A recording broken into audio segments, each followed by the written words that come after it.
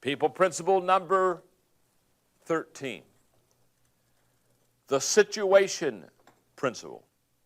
Never let the situation mean more than the relationship. The question I must ask myself is, do I sometimes put the situation ahead of my relationship?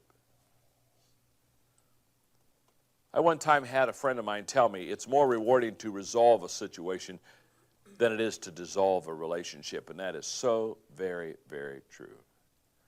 You know, when you and I take our marriage vows and we get married, of course, again, you can talk no sense into them. So they're just holding hands and thinking about the wedding cake, and it's hello.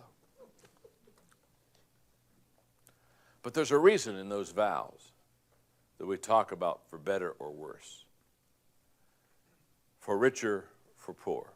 Now you see, again, I don't think they do any good because we're all thinking for better, for richer. I mean, it's just kind of worthless. But you're trying to help them understand there is a downside in making commitments. Now, the good news is, although you can't do much about it that day, they will very quickly find the other side.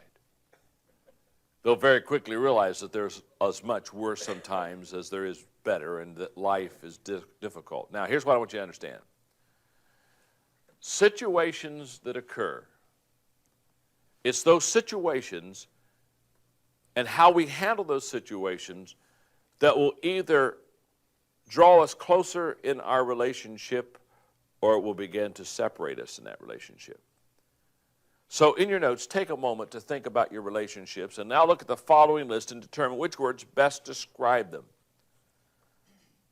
And you can see the bad ones are on the left and the good ones are on the right. Volatile or steady, deceitful or open, selfish or mature, draining or refreshing, insecure or secure, manipulating or accepting, conditional or unconditional, breaking or bonding. The column on the left describes interaction where the relationship fluctuates with the situation. Boy, that's so true. The column on the right describes interaction where the relationship is rock solid regardless of the situation. In my book, Today Matters, I write, successful people make right decisions early, and then they manage those decisions daily. And to keep your perspective and prevent you from allowing the situation to become more important than the relationship, you can ask yourself several questions. I suggest you start with these 4. Do I see the big picture or just the bad picture? And number 2, do I communicate the big picture along with the bad one? I'll stop here just for a moment to say, I grew up in a wonderful home. I had tremendous parents. In fact, they're still alive. And I was an ornery kid. You find that would be very difficult for you to imagine that, but I was an ornery kid. I just, not like a bad kid. If you're high energy and you're creative, you just get in trouble. And I did. And my parents, before they would discipline me, I can still remember it so well. Because here it comes, I'm going to get disciplined again. In fact, there are many times when I would be doing something saying, this will cost me. This will cost me. But it is so much fun, I'll pay the price. And before disciplining me, never, ever was I disciplined without them first talking about how unconditionally they loved me. Now, as a kid, my thing back to them was, if you love me, you won't discipline me. I think maybe there's a softness or an opening for debate here or negotiation, and I never won that one.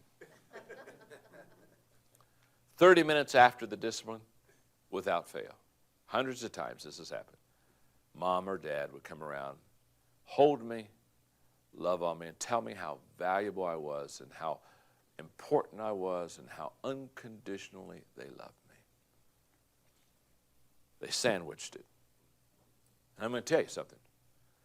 my self-image and who I am and what I think about myself is wrapped up in that ability to see the big picture, to have a total perspective, to never allow the situation to become more important than the relationship. Question number 3.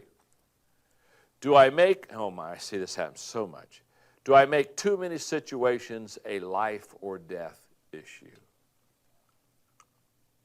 Some families, some people at the workplace, just everything is life or death. And Dean Smith was so right.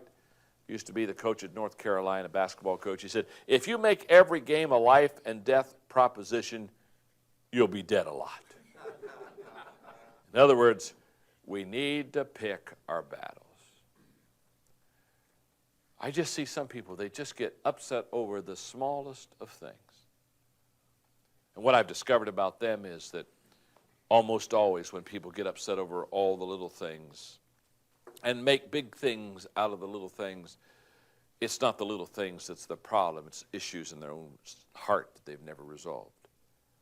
Number 4, is this a one-time situation or an oft-repeated one?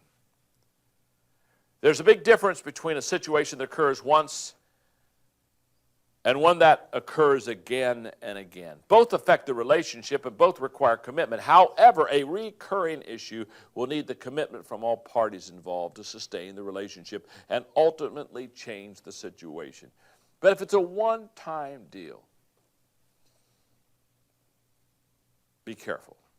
Don't, again, let the situation mean more than the relationship.